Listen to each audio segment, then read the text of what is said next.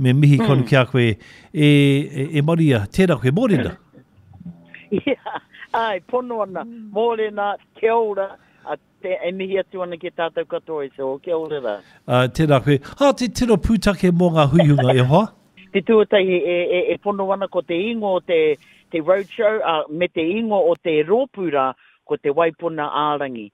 E ko te ingoa, ngā tangata rangatiro o te rōpura mai te hiku tai atu ki tāmaki tainui.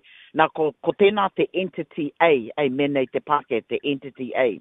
From te Rerenga Wairua, tai atu ki Auckland, and it's the Entity A tēnā. And ana, tā mātou ngā Māori he rōpu Waipuna Ārangi. And ko ngā hunga, ka mohi o tātou tēnei ngā ingoa nei e seo ko Hāmi Piripi te tahi, ana ko Pita Tipane te tahi, ko Apere Hama Edwards te tahi, ana ko Mux Honik te tahi, ko te Warena te Hau te tahi, ana hera Morehu te tahi.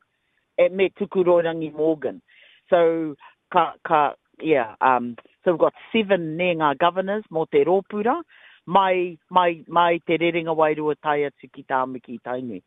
So he kaupapa nunui, and e pono ana ko te Three Waters, engari mātou te Māori, te mana o te wai, te tino kaupapa o te Three Waters.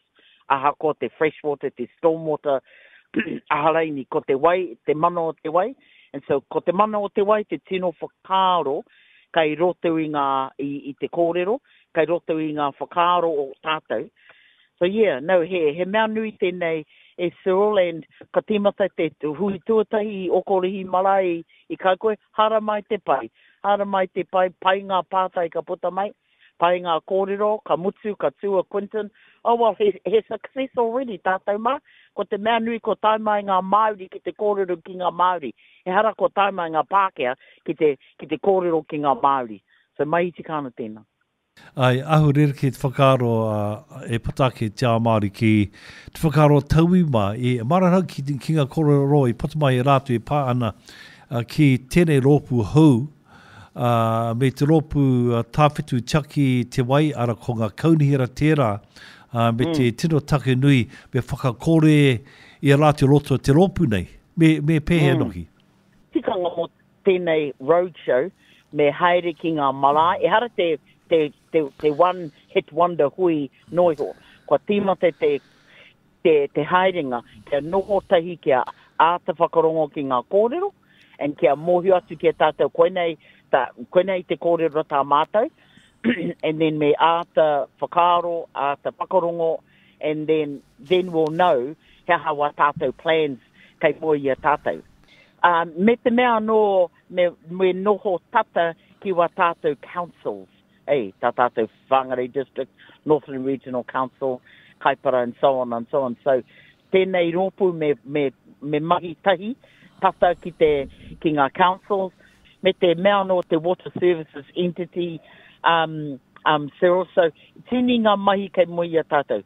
Ko wai e noki te kaitaki, te kaimanaki tika mo te wai, marahau ki te tū o rātou mātua Māori i mua te aroaro o te ropu whakamana i te treaty ara ko te Waitangi Tribunal tērā.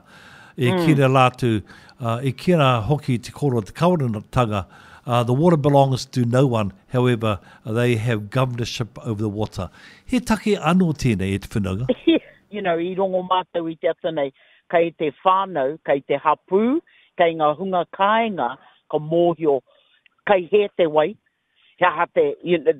we've been, the whānau already clearly saying to us, we don't want to talk about who owns it, we're the ones at home that are looking after it.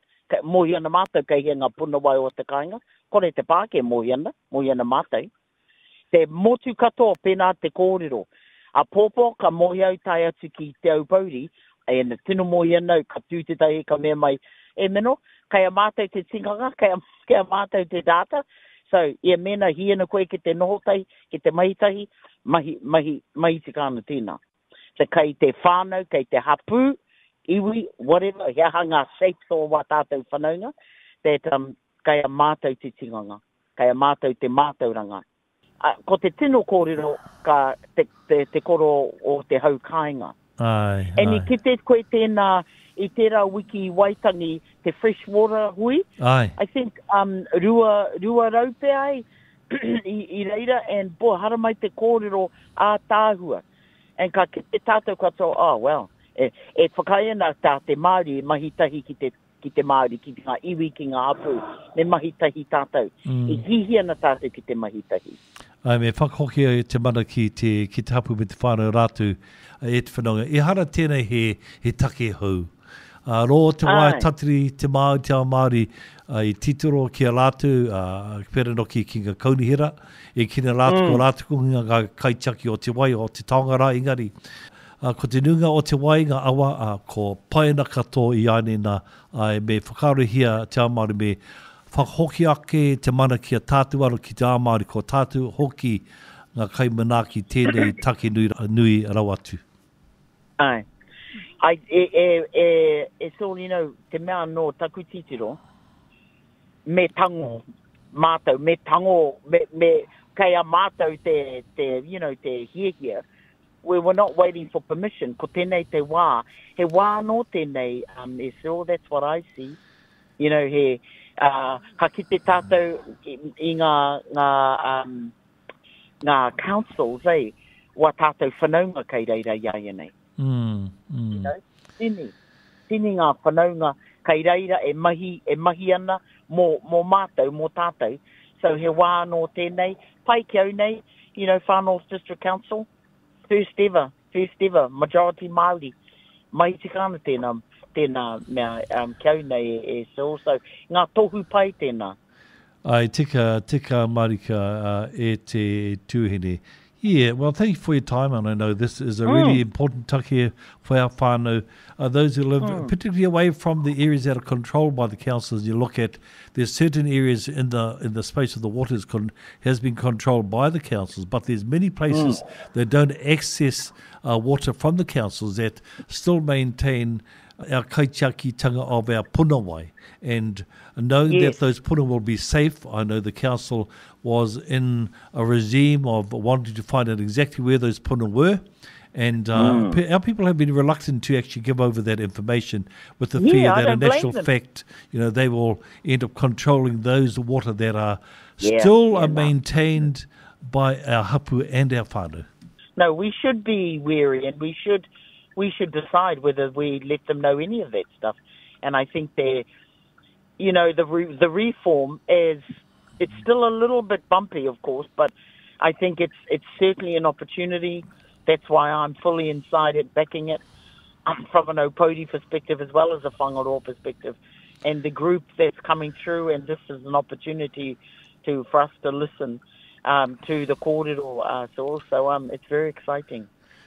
Ai, tika māri ki tūna. Oh, well, we'll probably hopefully catch up by the end of the week and maybe look at doing a bit of a review of the week. I know really important. Yeah, I know it's really important that our people have an opportunity to be heard, but also that we have an opportunity for our people to hear each other as well, ne? Neat, absolutely. Okay, ka pai e whanonga me mihano ki ka koe. A te wākaroa no ki ngā kōrero, re potamai e pāna ki tēnei take. Tēnā koe. Tēnā koe, tēnā tātou.